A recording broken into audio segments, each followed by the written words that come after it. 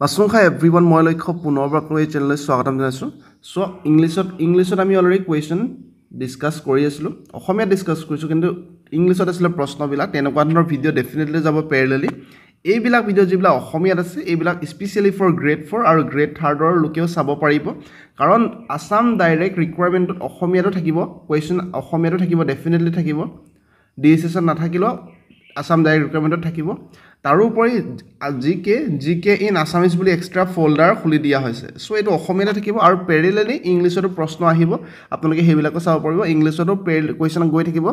জিকে কোৱেশ্চন বা polity question history question সকলো ইংলিশতে যাব আৰু প্যাৰেলালি অসমীয়াতে যাব যাতে সকলোৰে সুবিধা হয় ঠিক আছে আজি আমি অসমীয়াত ডিসকাস কৰিম কেটামান বহুত বেছি ইম্পৰ্টেন্ট প্ৰশ্ন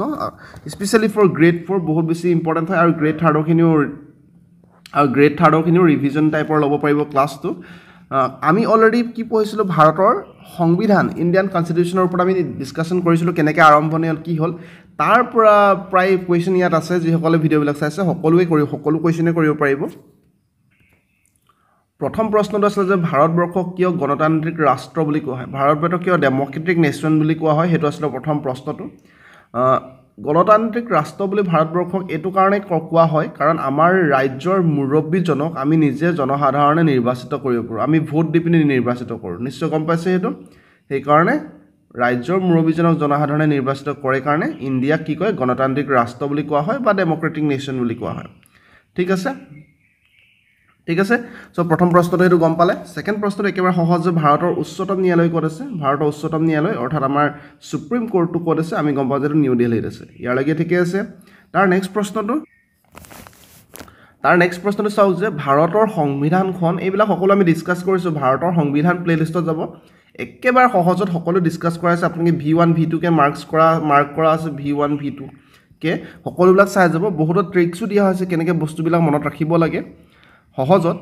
তাৰ নেক্সট হৈছে যে ভাৰতৰ সংবিধানখন কেতিয়াৰ পৰা বলবৎ কৰা হৈছিল সো বলবৎ মানে ইফেক্ট কেতিয়াৰ পৰা কৰা হৈছিল হেতু যদি আমাক খুদে বলবৎ কৰা বা কেতিয়াবা কেম ইনটু ফোৰ্স হৈছিল কেম ইনটু ফোৰ্সৰ কথা হতলে মানে কি হ'ব তেতিয়া আমি কম যে 26 জানুৱাৰী 1950 আৰু 26 জানুৱাৰী 1950 লৈকে কিয় ৰৈ দিলে দুমাহ সময় কিয় ৰলে সেই সম্পৰ্কে মই আপোনালোকক কৈছিলো আপোনালোকে কনস্টিটিউশন ভিডিওটো চাই ল'ব এবাৰ সংবিধান ভিডিওটো কাৰণ 26 নৱেম্বৰ 1949 চনত আমাৰ সংবিধানখন বনাই হৈ গৈছিল সম্পূৰ্ণ আমি হেদিনাখন এডপ্ট কৰিছিলো ঠিক আছে এডপ্টটো কৰিছিলো আমি কিন্তু কাৰ্যকৰী কৰা নাছিল বলবৎ কৰা নাছিল কাৰ্যকৰী কৰিবলৈ হল আমি 26 নৱেম্বৰ 1949 চনৰ পৰা দুমাহ সময় ৰৈ দিলো চাও 26 ডিসেম্বৰ আৰু 26 জানুৱাৰী লৈকে দুমাহ সময় ৰৈ দিলো কাৰণ এই দিনটো আমাৰ উল্লেখযোগ্য দিন আছিল যোনটো 26 জানুৱাৰী 1950 এই 26 জানুৱাৰী 1950 দিনটো বহুত বেছি উল্লেখযোগ্য দিন আছিল কাৰণ যেতিয়া আমাৰ আইএনসিয়ে প্ৰথমবাৰৰ বাবে যেটা পূৰ্ণ স্বৰাজ ৰাখিব বুলি কৈছিলে 1929 চনত লাহোৰ সেশনত খুব সম্ভৱত চাগে তেতিয়া আমাক কৈছিল যে আমাৰ পূৰ্ণ স্বৰাজ লাগিব আমাক এতিয়া আৰু আমাক স্বাধীনতা অকল এনে নামত দিলে নহব আমাক সম্পূৰ্ণ স্বাধীনতা লাগিব ঠিক আছে পূৰ্ণ স্বৰাজ ডিমান্ড কৰিছিল আৰু এই দিনাখন আমাৰ আৰু বহুত হিষ্ট্ৰিকেল কাহিনী আছে সেই কাৰণে এই দিনটো বহুত বেছি উল্লেখযোগ্য দিন হয় 26 জানুৱাৰী দিনটো গতিকে 26 জানুৱাৰীলৈকে ৰৈ দিয়া হৈছিল সংবিধানখন কাৰ্যকৰী কৰিবলৈ ঠিক আছে আমি হেতু ডিসকাস কৰিছো আপোনালোকে চাই ল'ব তাৰ নেক্সট প্ৰশ্নটো চাম যে আমি ভাৰতৰ ৰাষ্ট্ৰপতিৰ কাৰ্যকাল কিমান আৰু এটা পুনৰবাৰ কৈছো প্ৰেসিডেন্টৰ ওপৰত এটা ডেফিনেটলি ভিডিও দিয়া আছে যিমান সম্ভাৱ্য যে প্ৰেসিডেন্টৰ পাৱাৰ কি হয় প্ৰেসিডেন্টৰ নেশনাল ইমাৰ্জেন্সি ঘোষণা কৰিব পাৰে নেকি প্ৰেসিডেন্টে পাৰ্ডন কৰিব পাৰে নেকি প্ৰেসিডেন্টৰ কিমান কি কোৱালিফিকেশন লাগে যিমান যি সম্ভৱ আছে প্ৰেসিডেন্টে কিমান মানুহক নমিনেট কৰিব পাৰে কিমান সদস্যক নমিনেট কৰিব পাৰে বাকি যিমান যি আছে প্ৰেসিডেন্টৰ আৰ্টিকেল বিলাক কি হয় সকলোবিলাক ইনক্লুড কৰি ভিডিও অলৰেডি বনোৱা হৈছে সহজত অসমীয়াত এক্সপ্লেনেশন দিয়া হৈছে সেই ভিডিওটো আপোনালোকে চাই ল'ব ভাৰতৰ ৰাষ্ট্ৰপতিৰ কাৰ্যকাল 5 বছৰ হয় গতিকে অপচন বি অৰ্থাৎ খ টো কাৰেক্ট আনসাৰ হৈ যাব তাৰ নেক্সট আকৌ প্ৰেসিডেন্টে হৈ যে ভাৰতৰ ৰাষ্ট্ৰপতি হোৱাৰ বাবে তলৰ কোনটো অৰ্হতা জৰুৰী নহয় বুলি কৈছে জৰুৰী নহয় ইয়াত আপোনালোকে চাব যে ভাৰতৰ নাগৰিকটো হ'বই লাগিব এটো জৰুৰী মেন্ডেটৰী 35 বছৰতকৈ কম হ'ব না লাগিব এটো সিওৰে হৈ যে মিনিমাম এজটো হলে যদি প্ৰেসিডেন্ট হ'ব বিচাৰিছে প্ৰেসিডেন্ট হ'বলৈ মিনিমাম এজটো 35 ইয়াৰ্স হ'বই লাগিব ভাৰতৰ নাগৰিক হ'ব লাগিব এইবিলাক মেন্ডেটৰী হয় আৰু লোকসভাৰ সদস্য হ'বই লাগিব লোকসভাৰ সদস্য মানে লোকসভাৰ সদস্য হ'বই লাগিব হেতু মেন্ডেটৰী হয় স্পষ্টকৈ লিখা আছে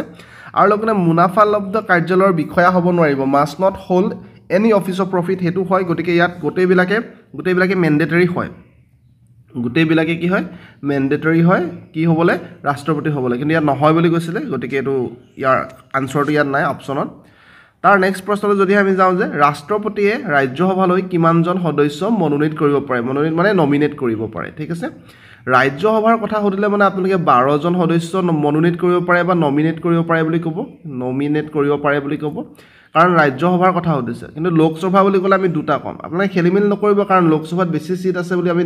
ভাবি পিনে আপোনালোকে কৈ নিদিব যে লোকসভাত সৰহকৈ প্ৰায় 12জন পাৰে কৈ নিদিব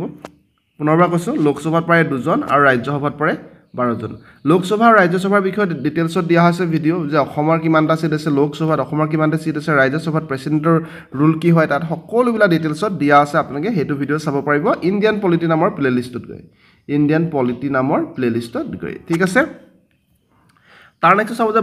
ভাৰতৰ জাতীয় পতাকাত থকা অশোক চক্ৰত কিমানডাল দণ্ড আছে বুলি কৈছে অশোক চক্ৰডালত ভাৰতৰ জাতীয় পতাকাত ইণ্ডিয়ান ফ্লেগৰ তাত আছে 24ডাল দণ্ড এবাৰ কম্পিটিটিভ এক্সামিনেশ্যনত জবৰ চাকৰি এক্সামিনেশ্যনতে সুধি দিলে যে অশোক চক্ৰত যিবিলাক দণ্ড আছে সেই দণ্ডবিলাকৰ কালাৰ কি হয় সেই দণ্ডবিলাকৰ কালাৰটো ৰংটো কি কালাৰ হয় তেতিয়া তাৰ কাৰেক্ট আনচাৰ হৈ যাব নেভি ব্লু যদিহে নেভি ব্লু অপশ্যন থাকে অকল ব্লু থাকিলে আমি ব্লুটোত টিক কৰিম ঠিক আছে ইয়ালৈ ক্লিয়াৰ আছে অৰ্থাৎ নীলা কি কালাৰ নীলা কালাৰ ঠিক আছে তাৰ নেক্সট প্ৰশ্নটো আছিলে যে স্বাধীন ভাৰতৰ প্ৰথম গভৰ্ণৰ জেনেৰেল কোন আছিলে স্বাধীন ভাৰতৰ প্ৰথম গভৰ্ণৰ জেনেৰেল স্বাধীন ভাৰত বুলি কৈছে ইয়াত শব্দটো চাওঁ তেতিয়া আমাৰ চি ৰাজগোপালাচাৰী হ'ব চি ৰাজগোপালাচাৰী স্বাধীন ভাৰতৰ প্ৰথম গভৰ্ণৰ জেনেৰেল আছিলে আৰু ইণ্ডিয়ান গভৰ্ণৰ জেনেৰেল ফাৰ্ষ্ট আছিলে ঠিক আছে ইণ্ডিয়ান গভৰ্ণৰ জেনেৰেল তাৰ নেক্সট আছিলে যে ভাৰতৰ ৰাষ্ট্ৰীয় সংগীত কি জনগণ মন এইটো আমি গম পাওঁ ভাৰতৰ ৰাষ্ট্ৰীয় চৰাই কি হয় সেইটো আমি গম পাওঁ যে ৰাষ্ট্ৰীয় চৰাই ভাৰতৰ বুলি ক'লে ময়ূৰ হ'ব তাৰ নেক্সট উপ ৰাষ্ট্ৰপতি কোনে নিৰ্বাচিত কৰে এইটো যদিহে আপোনালোকে চাইছিলে ভাইচ প্ৰেচিডেণ্ট বুলি এটা ভিডিঅ' দিয়া হৈছে আপোনালোকৰ সহজত অসমীয়া ডিছকাছ কৰা হৈছে প্ৰেচিডেণ্ট বুলি ডিছকাছ কৰা হৈছে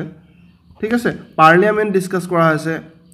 কনষ্টিটিউশ্যন ডিছকাছ কৰা হৈছে সকলোবিলাক বহুত বেছি ইম্পৰ্টেণ্ট হয় ইণ্ডিয়ান পলিটি প্লেলিষ্টত আপোনালোকে সকলোবিলাক পাই যাব আৰু আপোনালোকে ডেফিনেটলি সেইবিলাক চাব লাগিব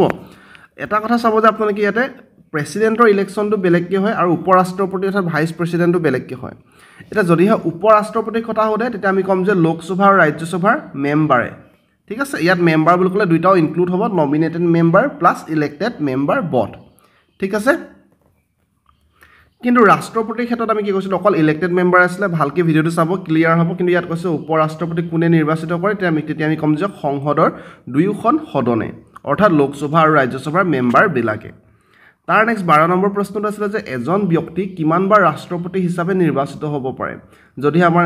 ভাৰতৰ কথা কয় ভাৰতৰ কথা সোধে যে এইটো ভাৰতৰ বুলি ধৰি লৈছোঁ ভাৰতৰ কথা সুধিলে আমি ক'ম যে কোনো সীমা নাই যিমানবাৰ মন যায় কিন্তু তথাপি আজিলৈকে দুবাৰ কণ্টিনিউৱাছলি দুবাৰ প্ৰেচিডেণ্ট হৈছিলে ৰাষ্ট্ৰপতি হৈছিলে এজন মাত্ৰ ব্যক্তিয়ে সেইজন হ'ল ৰাজেন্দ্ৰ প্ৰসাদ কি হয় ৰাজেন্দ্ৰ প্ৰসাদ ঠিক আছে ৰাজেন্দ্ৰ প্ৰসাদে মাত্ৰ দুবাৰ হৈছে ৰাষ্ট্ৰপতিত একেলগে ঠিক আছে তাৰ নেক্সট আছিলে ভাৰতত ভোটদানৰ নিম্নতম বয়স কিমান হয় এইটো আমি সকলোৱে গম পাওঁ যে 18 বছৰ বয়সত আমি সকলোৱে ভোট দিবলৈ যাম ভোটত আমাৰ নামটো আহে তাৰ পিছত এজন লোকে কিমান বছৰ বয়সত লোকসভাৰ সদস্য হ'ব পাৰে ইয়াত আপোনালোকে চাব যে লোকসভা ৰাজ্যসভা ডিটেইলছত ডিছকাছ কৰা হৈছে বাৰে বাৰে কৈছোঁ লোকসভাৰ হ'লে আপোনালোকে কিমান বছৰ হ'ব লাগিব 25 বছৰ আৰু ৰাজ্যসভাৰ মেম্বাৰ হ'বলৈ সদস্য হ'বলৈ আপোনালোকে হ'ব লাগিব 30 বছৰ মিনিমাম ঠিক আছে লোকসভাৰ ক্ষেত্ৰত 25 আৰু ৰাজ্যসভাৰ ক্ষেত্ৰত 30 ক্লিয়াৰ আছে নিশ্চয় কনফিউজন নাই সো ইয়াত কাৰেক্ট আনসাৰটো আমাৰ হৈ যাব 25 ইয়াৰ্ছ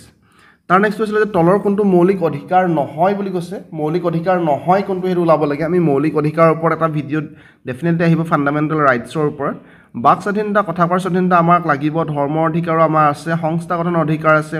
বৰ্তমান আমাক শিক্ষা গ্ৰহণৰ অধিকাৰো দিয়া হৈছে কিন্তু চৰকাৰী সাহায্য সকলো আমি নাপাব পাৰোঁ সকলো ধৰণৰ চৰকাৰী সাহায্য পোৱাৰ আমাৰ অধিকাৰ নাই তাতো কিছুমান সীমিত আছে সো ইয়াৰ কাৰেক্ট আনসাৰটো ডাইৰেক্টলি ইয়াত নাথাকিব গতিকে এটা আপোনালোকে চাই ল'ব 16 নম্বৰত আপোনালোকে চাব যে কাৰ বাবে সাৰ্বভৌমত্ব এটা দৰকাৰী উপাদান সো কাৰ বাবে সাৰ্বভৌমত্ব এটা দৰকাৰী উপাদান ৰাজ্যৰ বাবে কাৰণ সাৰ্বভৌমত্ব থকা মানে সভাৰেণ্টি থকা মানে সভাৰ মানে ইণ্ডিপেণ্ডেণ্ট কি হয় ইণ্ডিপেণ্ডেণ্ট অৰ্থাৎ ৰাজ্যখন বা দেশখন কাৰো আণ্ডাৰত নাই সম্পূৰ্ণ ইণ্ডিপেণ্ডেণ্ট হয় ঠিক আছে সম্পূৰ্ণ স্বাধীনতা আছে সেইকাৰণে সাৰ্বভৌমত্ব থকাটো এখন ৰাজ্য বা এখন দেশৰ বাবে বহুত বেছি জৰুৰী উপাদান হয় দৰকাৰী উপাদান হয় ঠিক আছে তাৰ নেক্সটটো এজন ব্যক্তি বিদেশত জন্ম পোৱা সত্ত্বেও ভাৰতীয় নাগৰিক হ'ব পাৰে যদিহে এজন ব্যক্তি যদিও জন্ম হৈছে বিদেশত কিন্তু ভাৰতৰ নাগৰিক হ'ব পাৰিব যদিহে ব্যক্তিজনৰ জন্মৰ সময়ত তেওঁৰ পিতৃ ভাৰতীয় নাগৰিক আছিল ঠিক আছে ব্যক্তিগৰাকীৰ জন্মৰ সময়ত যদিহে তেওঁৰ পিতৃ ভাৰতীয় নাগৰিক আছিল ঠিক আছে ইয়াতো বহুত কণ্ডিশ্যন আছে আপোনালোকে কেতিয়াবা দেখা পাব যে ব্যক্তিগৰাকীৰ জন্মৰ সময়ত যদিহে মাক দেউতাক ভাৰতীয় নাগৰিক আছিল তেতিয়াও ব্যক্তিজন কি হ'ব ভাৰতীয় নাগৰিক হ'ব পাৰে তাতে কিছুমান সময় আছে নিৰ্দিষ্ট যে 1900 ইমান চনৰ পৰা ইমানলৈকে দেউতাক হ'ব লাগিব বা 1900 ইমান চনৰ পৰা ইমানলৈকে মাক দেউতাক ভাৰতীয় নাগৰিক হ'ব লাগিব তেনেকুৱা ধৰণৰ আছে গতিকে এইটো আপোনালোকে এবাৰ চেক কৰি ল'ব তাৰ নেক্সট আছিলে 18 নম্বৰটো যে দুবাৰকৈ ৰাষ্ট্ৰপতি পদৰ বাবে নিৰ্বাচিত ব্যক্তিগৰাকী কোন হয় মই অলৰেডি কৈছিলোঁ এইটো ৰাজেন্দ্ৰ প্ৰসাদ হয় অলপ আগত আমি ডিছকাশ্যন কৰিছিলোঁ যে দুবাৰকৈ ভাৰতৰ ৰাষ্ট্ৰপতি পদৰ বাবে নিৰ্বাচিত হোৱা ব্যক্তিগৰাকী হৈছিলে ডক্টৰ ৰাজেন্দ্ৰ প্ৰসাদ 19 নম্বৰ প্ৰশ্নটো আছিলে তলত দিয়া সংবিধানৰ কোনটো অনুচ্ছেদৰ অধীনত ৰাষ্ট্ৰপতিয়ে কোনো এখন ৰাজ্যত ৰাষ্ট্ৰপতিৰ শাসন কৰিব পাৰি প্ৰেচিডেণ্ট ৰুল সো এইটো কথা আপোনালোকে জানিব হ'লে আৰ্টিকল 352 ইণ্ডিয়ান কনষ্টিটিউশ্যন ভাৰতৰ সংবিধানৰ আৰ্টিকল অনুচ্ছেদ 352 পৰা 360 লৈকে চাব লাগিব তাত আছে ইমাৰ্জেন্সি বিষয় বহুত বেছি ইম্পৰ্টেণ্ট হয় যিটো পাৱাৰ দিয়া হৈছে ৰাষ্ট্ৰপতিৰ হাতত অৰ্থাৎ প্ৰেচিডেণ্টৰ হাতত আপোনালোকে প্ৰেচিডেণ্টৰ ভিডিঅ' চালে গম পাব সো ইয়াত কৈছে যে প্ৰেচিডেণ্টে কেতিয়া ৰাজ্য এখনত ৰাষ্ট্ৰপতিৰ শাসন দিব পাৰিব ৰাষ্ট্ৰপতিৰ শাসন অৰ্থাৎ প্ৰেচিডেণ্ট ৰুল আৰ্টিকল 356ত আছে আৰ্টিকল 356 এনে ইমাৰ্জেন্সিবিলাক 352 পৰা 360 লৈকে আছে সেইটো আপোনালোকে চাব পাৰিব ঠিক আছে তাৰ নেক্সট ভাৰতত থলুৱাভাৱে নিৰ্মিত প্ৰথমখন প্ৰাণবন্ত চলচ্চিত্ৰ ফিল্মখনৰ নাম কি নমিনেটেড ফিল্ম কি হয় এনিমেটেড ফিল্ম কি হয় এনিমেটেড ফিল্মৰ কথা কৈছে ইয়াত বুকছত দিয়া মতে হনুমান হয় মই এইটো চিয়ৰ নহয় প্ৰশ্নটো হনুমান হয় বুলি কৈছে বুকছত দিয়া মতে তাৰ নেক্সট আপোনালোকে চাব যে তলত দিয়াবোৰৰ ভিতৰত কোনটো শিক্ষা ক্ষেত্ৰৰ লগত জড়িত একমাত্ৰ উপগ্ৰহ হয় তলত যিবিলাক দিয়া আছে উপগ্ৰহ তাৰ ভিতৰত কোনটো শিক্ষাৰ লগত জড়িত একমাত্ৰ উপগ্ৰহ কৈছে এই ক্ষেত্ৰত কাৰেক্ট আনসাৰ হৈ যাব আমাৰ এডুসেট বা যাক আৰু এটা নামেৰে জনা যায় জিছেট 3 ঠিক আছে জিছেট 3 যিটো লঞ্চ কৰা হৈছিল 20 ছেপ্টেম্বৰ 2004 তাৰিখে 20 ছেপ্টেম্বৰ 2004 ঠিক আছে এডুসেট অৰ্থাৎ জিছেট 3 যোনটো হয় শিক্ষাৰ লগত জড়িত একমাত্ৰ উপগ্ৰহ যিটো লঞ্চ কৰিছিল 20 ছেপ্টেম্বৰ 2004 তাৰিখে তাৰ নেক্সট আছে যে সংবিধানৰ কোনটো অনুচ্ছেদত সমতাৰ অধিকাৰ অন্তৰ্ভুক্ত কৰা হৈছে সংবিধানৰ কোনটো অনুচ্ছেদত সমতাৰ অধিকাৰ অন্তৰ্ভুক্ত কৰা হৈছে সমতা মানে ইকুৱেলিটি সংবিধান মানে আমাৰ ইণ্ডিয়ান কনষ্টিটিউশ্যনৰ কোড আছে সমতাৰ বিষয়ে ইকুৱেলিটিৰ বিষয়ে এটা এটা ফাণ্ডামেণ্টেল ৰাইট হয় ঠিক আছে মৌলিক অধিকাৰ হয় আৰু হেতু আছে আমাৰ 14 নম্বৰ অনুচ্ছেদ অৰ্থাৎ 14 আৰ্টিকল 14ত আছে 14ৰ পৰা 18 লৈকে আছে ঠিক আছে আমি হেতু ডিসকাস কৰিম পৰৱৰ্তী সময়ত তাৰ নেক্সট বিধানমণ্ডলৰ কাম কি বিধানমণ্ডল মানে লেজিসলেটৰৰ কাম কি লেজিসলেটৰৰ কাম হৈ যাব আইন প্ৰণয়ন কৰা ঠিক আছে তাৰ নেক্সট বাজেট কি হয় আমি বাজেটৰ কথা শুনি থাকো প্ৰত্যেক বছৰ আমি বাজেটৰ কথা শুনো যে এনেকৈ বাজেট আহিলে নতুনকৈ ইউনিয়ন বাজেট আহিলে বাজেট মানে বাৰ্ষিক বিত্তীয় স্থিতাচাৰ হয় ঠিক আছে তাৰ নেক্সট এখন ৰাজ্যত ৰাষ্ট্ৰপতিৰ শাসন প্ৰথম অৱস্থাত কিমান দিনলৈ বলবৎ কৰিব পাৰে আমি চালো যে ৰাষ্ট্ৰপতি শাসন এটা আছিল ৰাষ্ট্ৰপতি শাসন চাওক ৰাষ্ট্ৰপতি শাসন কেতিয়া আছে আৰ্টিকল 356ত আছে ঠিক আছে সো আৰ্টিকল 356ৰ মতে ৰাষ্ট্ৰপতি শাসন প্ৰথম অৱস্থাত কিমান দিনলৈ বলবদ্ধ কৰিব পাৰি আৰম্ভণি পৰ্যায়ত 6 মাহলৈ বলবদ্ধ কৰিব পাৰি ঠিক আছে 6 মান্থলৈ তাৰ নেক্সট ভাৰতৰ সংবিধানত বৰ্তমান কিমানটা অনুসূচী আছে ভাৰতৰ সংবিধানত বৰ্তমান কিমানটা অনুসূচী মানে স্কেডিউলৰ কথা হৈছে বা শিডিউল যি বুলি আপোনালোকে উচ্চাৰণ কৰে সো 12টা আছে আৰু এই 12টাক মনত ৰখা ট্ৰিক্সটো আছিল টিয়াৰ্স অফ অল পিএম বুলি মনত ৰাখিলে গোটেই 12টা আছে পি মানে পঞ্চায়ত এম মানে মিউনিচিপালিটি হয়নে ও মানে অফিচিয়েল লেংগুৱেজ তেনেকুৱা ধৰণৰ আমি দিছিল ট্ৰিক্স এটা আপোনালোকে ভিডিঅ'টো চাই ল'ব পাৰিব স্পষ্টকৈ সকলোবিলাক দি থৈ দিয়া আছে টিয়াৰ্স অফ অল পিএমত ঠিক আছে কেইটা আছে 12টা আছে স্কেডিউল বা অনুসূচী ঘৰটো কাৰেক্ট আনসাৰ 27 নম্বৰ প্ৰশ্নটো আছিল যে ৰাজ্যসভাৰ প্ৰথম অধ্যক্ষজন কোন আছিল ৰাজ্যসভাৰ প্ৰথম অধ্যক্ষ বুলি ক'লে আমি ডক্টৰ সৰ্বপল্লী ৰাধাকৃষ্ণনৰ কথা ক'ব লাগিব গতিকে কটো ইয়াত কাৰেক্ট আনসাৰ হৈ যাব তাৰ নেক্সট আছিল যে প্ৰতিৰক্ষা বিভাগৰ তিনটা শাখাৰে মুৰব্বী বিষয়াসকলক কোনে নিযুক্তি দিয়ে শব্দটো কৈছে এটা কথা আপোনালোকে মনত ৰাখিব যদিহে আপোনালোকে ধৰি লওক এক্সামিনেশ্যন এনেকুৱা ধৰণৰ প্ৰশ্ন আহিলে আপোনালোকে পাহৰি থাকিলেতো চাই যাব বা পাহৰিলে তেনে ক্ষেত্ৰত যিসকল ডাঙৰ মুৰব্বী আছে আমাৰ ৰাজ্যৰে হওক বা আমাৰ যিবিলাক চেণ্ট্ৰেলৰ হওক যিবিলাক ডাঙৰ বিষয়া মুৰব্বী আছে বা আমাৰ যিবিলাক পলিটিক্যাল লিডাৰ ডাঙৰ আছে তেখেতসকলক সাধাৰণতে বেছিভাগকে আমাৰ ৰাষ্ট্ৰপতিয়ে দিয়ে ঠিক আছে প্ৰধানমন্ত্ৰীক দুই এজনে দিয়ে কিন্তু বেছিভাগক নিযুক্তি দিয়ে আমাৰ ৰাষ্ট্ৰপতিয়ে গতিকে ইয়াতো ৰাষ্ট্ৰপতি কাৰেক্ট হৈ যাব তিনটা শাখাৰে মুৰব্বীক ৰাষ্ট্ৰপতিয়ে কি কয় নিযুক্তি দিয়ে ঠিক আছে ঘৰটো কাৰেক্ট আনসাৰ তাৰ নেক্সট চাব যে আমাৰ ৰাষ্ট্ৰীয় প্ৰতীকটোত আমাৰ নেশ্যনেল এমব্লেমটোত কেইটা জন্তু খৰিদ আছে এইটো আপোনালোকে নিজে চাওক যে কেইটা আছে 4টা লায়ন আছে আৰু লগতে 4টা কি আছে বুল আছে হৰ্চ আছে লায়ন আছে এলিফেণ্ট আছে ঠিক আছে সো যদিহে ইয়াত অকল 4টা অপচন থাকিলে আমি ইয়াত 4টা টিক কৰিলোহেঁতেন কাৰণ কেইটা অকল জন্তু আছে টোটাল 4টা জন্তু আছে ঠিক আছে কিন্তু লায়নটো 4টাকে আছে সো এইটো আপোনালোকে চাই ল'ব এবাৰ নিজে নেশ্যনেল এমব্লেমৰ কথাটো ইয়াৰ পৰা বহুত প্ৰশ্ন আহে তাৰ নেক্সট আছে যে ভাৰতৰ সৰ্বোচ্চ অসামৰিক বঁটাটো কি হয় ভাৰত ৰত্ন হয় প্ৰথম অসমীয়া কোনে পাইছিলে ভাৰত ৰত্ন বঁটা সেইটো আছিল গোপীনাথ বৰদলৈ তাৰ নেক্সট আছিল যে বিত্ত আয়োগৰ অধ্যক্ষ কোনে নিযুক্তি দিয়ে পুনৰবাৰ চাওক যে বিত্ত আয়োগৰ অধ্যক্ষকো ৰাষ্ট্ৰপতিয়ে নিযুক্তি দিব ঠিক আছে ৰাষ্ট্ৰপতিয়ে নিযুক্তি দিব তাৰ নেক্সট আছিল দেশ মাহৰ শেষৰ সপ্তাহত সাধাৰণতে ভাৰত চৰকাৰৰ কেন্দ্ৰীয় ৰেল বাজেট সংসদত উত্থাপন হয় ইয়াৰ কাৰেক্ট আনসাৰটো ফেব্ৰুৱাৰী মাহৰ শেষৰ সপ্তাহত কেন্দ্ৰীয় ৰেল বাজেট সংসদত উত্থাপন কৰা হয় তাৰ নেক্সট 33 নম্বৰ প্ৰশ্নটো চাব যে 1968 চনত কংগ্ৰেছ দলৰ দ্বিতীয়বাৰৰ বাবে বিভাজনৰ পিছত ইন্দিৰা গান্ধীয়ে গঠন কৰা দলটো কি ইন্দিৰা গান্ধীয়ে গঠন কৰিছিলে কংগ্ৰেছ আই মনত ৰাখিব কংগ্ৰেছ ইন্দিৰা ফৰ আই হেতু মনত ৰাখিব পাৰিব ইন্দিৰাৰ পৰা আইটো আহিছে বুলি মনত ৰাখিব পাৰিব হেতু আপোনালোকে যেনেকৈ মনত ৰাখিব বিচাৰিছে তাৰ নেক্সটটো আছিল যে 34 নম্বৰ প্ৰশ্নটো 1996 চনত 1996 চনত ভাৰতে কোনটো চুক্তিত সহি কৰিবলৈ অসন্মত হৈছিল হেতু আছিল CTBT কাৰেক্ট ফুল ফৰ্মটো আছিল কম্প্ৰিহেনসিভ নিউক্লিয়াৰ টেষ্ট বেন ট্ৰিটি অৰ্থাৎ নিউক্লিয়াৰ টেষ্টবিলাক বেন ট্ৰিটি এটা কৰিছিলে যেটো আমাৰ ভাৰতে সহি কৰিবলৈ মান্তি হোৱা নাছিল অসন্মত দেখাইছিলে ঠিক আছে নিউক্লিয়াৰ ৱেপনবিলাক টেষ্টটো বেন কৰাৰ চুক্তি এখন আহিছিল তাক আছিল CTBT নামেৰে জনা হৈছিল যোনটো আমাৰ ভাৰতে সাইন কৰিবলৈ সন্মত হোৱা নাছিল তাৰ নেক্সট 1996 চনতে 1996 চনত মাজভাগত ভাৰতে পাৰমাণৱিক শক্তিৰ কাৰ্যকৰণৰ ক্ষেত্ৰত দেশসমূহৰ ভিতৰত কিমানতম স্থান আছে 11তম স্থান বুলি বুকত দিয়া আছে I am not sure of it তাৰ নেক্সট আছিল 36 নম্বৰ প্ৰশ্নটো যে কোনগৰাকী মহান ভাৰতীয় নেতাৰ আশ্ৰম সবৰমতীত আছে এটা আপোনালোক মহাত্মা গান্ধী গম পাইছে option B two correct answer আৰু এটা প্ৰশ্ন আছিল যে যদি কোনো এজন ব্যক্তি চলন ফুৰণৰ স্বাধীনতাৰ পৰা বঞ্চিত কৰা হয় তেন্তে তলৰ কোনটো স্বাধীনতা খৰ্ব কৰা হ'ব এটা আপোনালোকে এবাৰ চাই ল'ব নিজে যে চলন ফুৰণৰ স্বাধীনতাৰ পৰা বঞ্চিত কৰিলে তলৰ কোনটো হ'ব তাৰ অপচনবিলাক যিবিলাক দিয়া আছে তাৰ অৰ্থনীতিটো হ'ব নোৱাৰে এইবিলাক চাই ল'ব এবাৰ আপোনালোকে তাৰ নেক্সট 38 নম্বৰ প্ৰশ্নটো চাওক যে হিমালয়ান ৰাষ্ট্ৰক ভাৰতৰ আশ্ৰিত ৰাষ্ট্ৰ হিচাপে জনা যায় সৰি কোনখন হিমালয়ান ৰাষ্ট্ৰ ভাৰতৰ আশ্ৰিত ৰাষ্ট্ৰ হিচাপে জনা যায় ভূটান 39 নম্বৰ প্ৰশ্নটো চাব যে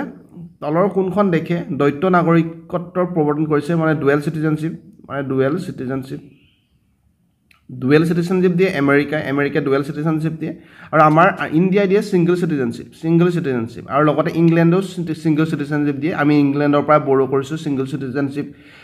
টু আমাৰ ইণ্ডিয়ান কনষ্টিটিউচনেল আপোনালোকে হেতু চাই ল'ব পাৰিব ভালকে দিয়া আছে যে কোৰ পৰা কি লোৱা আছে তাৰ নেক্সটটো ইণ্ডিয়ান পলিটি প্লেলিষ্ট হ'ব জৰুৰীকালীন অৱস্থাই কি বিলম্বিত কৰে অকল 19 নম্বৰ অনুচ্ছেদে নহয় মৌলিক অধিকাৰে নহয় আৰু যিমান আছে সকলোবিলাক নিলম্বন কৰে সাসপেন্ড কৰে আমাৰ ফান্ডামেন্টাল ৰাইট বিলাক কিন্তু এক্সেপ্ট আৰ্টিকল 20 আৰু আৰ্টিকল 21 টো নেশনাল ইমাৰ্জেন্সি কি কৰিব নোৱাৰে সাসপেন্ড কৰিব নোৱাৰে এটো ইম্পৰ্টেন্ট এটো আপোনালোকে ভালকৈ চাই ল'ব যে আৰ্টিকল 20 আৰু আৰ্টিকল 21 ক নেশনাল ইমাৰ্জেন্সি কি কৰিব নোৱাৰে সাসপেন্ড কৰিব নোৱাৰে ঠিক আছে তাৰ নেক্সট আছে 41 নম্বৰ ভাৰতৰ হিন্দী পিছৰ সৰ্বাধিক কথিত ভাষাটো হ'ল আমাৰ বেংগলী সংসদৰ সদস্য নোহোৱাকে কোনো সদনৰ কামকাজত অংশগ্ৰহণ কোনে কৰিব পাৰে সংসদৰ সদস্য নোহোৱাকেও সদনৰ কামকাজত কোনে অংশগ্ৰহণ কৰিব পাৰে এটো হৈ যাব এটৰ্নি জেনেৰেল অফ ইণ্ডিয়া মানে মহান্যায়বাদী অৰ্থাৎ এটৰ্নি জেনেৰেল অফ ইণ্ডিয়া সংসদৰ সদস্য নোহোৱাকৈ সদনৰ কামকাজত অংশগ্ৰহণ কৰিব পাৰে তাৰ পিছত এখন বিধেয়ক অৰ্থ বিধেয়ক হয়নে নহয় মানি বিল হয়নে নহয় হেতু সিদ্ধান্ত কোনে লয় এখন বিলটো যে মানি বিল হয়নে নহয় হেতু সিদ্ধান্ত কোনে লয় বুলি কৈছে এটো হ'ব লোকসভাৰ অধ্যক্ষই ল'ব লোকসভাৰ অধ্যক্ষ 44 নম্বৰটো চাওক যে আপোনালোকে কেতিয়া ভাৰতৰ সংবিধানৰ মৌলিক অধিকাৰ নিলম্বন কৰা হয় এটো হ'ল ৰাষ্ট্ৰীয় জৰুৰীকালীন অৱস্থাত নেশনাল ইমাৰ্জেন্সিৰ সময়ত ঠিক আছে তাৰ নেক্সট 45 নম্বৰ কল্যাণকামী ৰাষ্ট্ৰ এখনৰ ধাৰণা ভাৰতীয় সংবিধানত পোৱা যায় ৰাষ্ট্ৰ পৰিচালনাৰ নিৰ্দেশাত্মক নীতিত আজি আমি ডিসকাস কৰিলো 45টা প্ৰশ্ন অলপ এক্সপ্লেনেশনো দিবলৈ চেষ্টা কৰো বেছি টাইম নোলোৱাকে বাকি আপোনালোকে ইণ্ডিয়ান পলিটি প্লেলিষ্টত গৈ সকলোবিলাক চাব পাৰিব ডিটেইলছত আশা কৰিছো আপুনি ভিডিওটো ভাল পাইছে যদি ভাল পাইছে লাইক কৰিব শ্বেয়াৰ কৰিব সাবস্ক্ৰাইব কৰিব লক্ষ্য টক আৰু সদায় শুভেচ্ছা জ্ঞাপন কৰিছো ধন্যবাদ